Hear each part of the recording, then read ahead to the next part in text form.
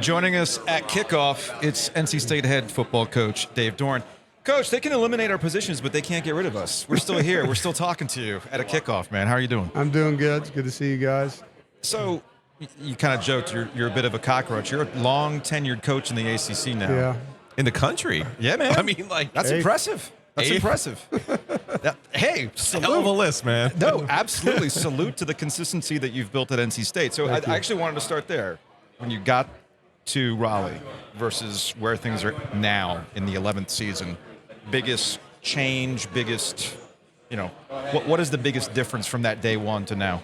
Well, I think the expectations that our players have for each other, the standards that they hold each other to now, it's not that we aren't coaching the team.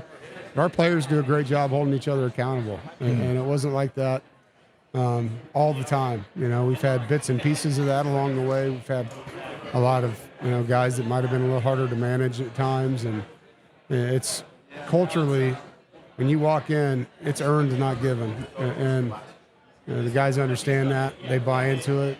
We recruit to it. And I think that's really been one of the reasons we've been able to sustain success.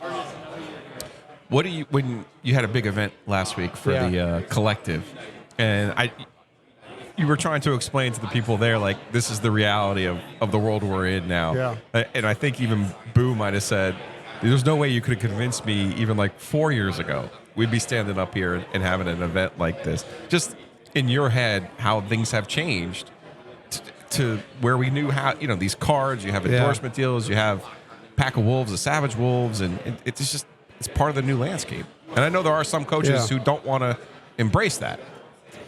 Well, like I told our staff, you got to adapt or die in this profession. And I'm excited the players get paid. Like, to me, a lot of these guys, they work hard. They work really hard.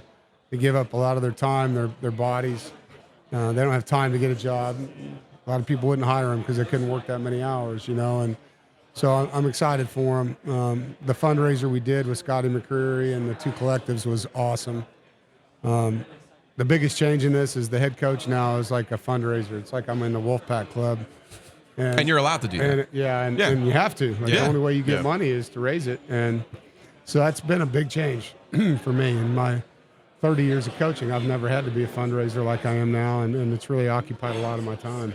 Cowboy hat, man. I liked it. You watch Yellowstone?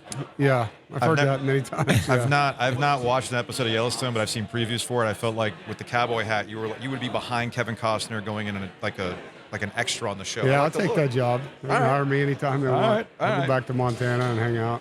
I know you love it there. I know you absolutely love it out there. So you talk about the consistency and the commitment to the program. Last year was pretty much the culmination of that, the Bring It Back group. I forgot which coach who we talked to said something like you had more seniors than they had ultimately like healthy players at that point. But you also have dealt with your injuries too. So while this is a new group and you have a lot of new players, how much of last year was playing time essential to why you're optimistic about how your defense is going to turn around this year?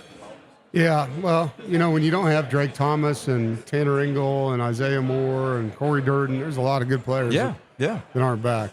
There's reason for a little bit of concern. And then you look at who's in those spots, and it's all guys that have been starters at one point in time because of injuries we've had over the past. And so you're excited, for Devin Boykin and Jakeem Harris. You're excited for Jalen Scott, and Devon Betty.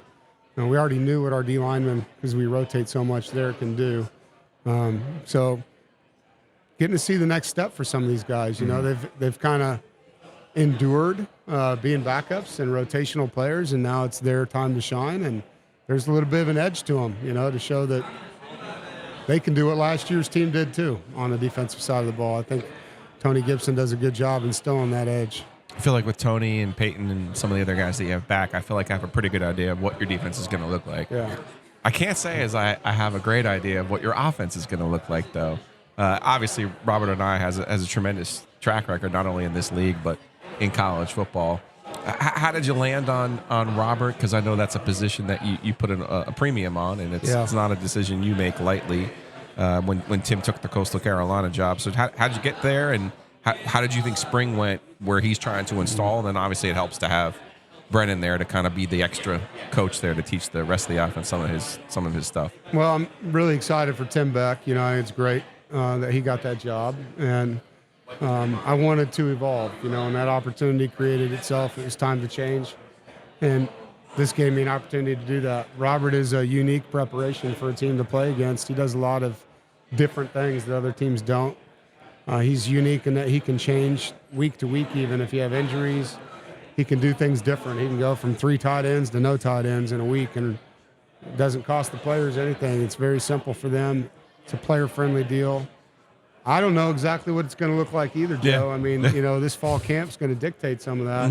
We've got some guys that need to prove they deserve the opportunities that he's going to give them on the field, and he's trying to decide, do I want to be 3 receivers? Do I want to be 2 running backs? Do I want to be 2 tight ends? And so that ultimately comes down to the players during training camp, dictating to him who the best guys are and who he can trust the most. It's kind of like a Topps baseball card set. You might not know what you get in that thing. Come on, I know you've been eyeing. Yeah, I'll you want to open? You want to open one up? Is there a George Brett in there? That had to have been your favorite player growing up. Absolutely, I love George Brett, the Pine Tar. The whole deal. For the record, also like Catfish Hunter because his name's badass. yeah. For the record, Jeff Hafley's the only coach who's actually eaten the gum. Is that right? Yes, it disintegrated, but he did it. We got Jim. All right. There's a Royal. Dennis Leonard. Yep, I remember Dennis Leonard. These packs have been they've been elusive. duds. They've been duds. We've been looking for a Bo Jackson. Yeah, We've been looking for a Barry Bonds. That would have been cool. All right, pull one more. Let's see if we can get you a bow. All right. All right, one more pack. I'm not eating the gum. No, right, that's fine. Don't. I was going to say would take that entire bottle of water and maybe then some. Right, trust me, I know. Enter that spring training sweepstakes. Tony Gwynn. There we go. That's a good card. That's better. That's a good good one. Yeah, that's a keeper. He's a player. Steve Dwayne Balboni? Murphy. No, I didn't see Steve Balboni yet. There was a Royal in there somewhere. There was? Yeah. He's a Brewer. There you go, Greg Pryor. Yeah. Pryor. Yeah, I don't know about that one. Dave Doeren, NC State football coach. We appreciate the time as always. Thanks for having me, guys. Go Pack.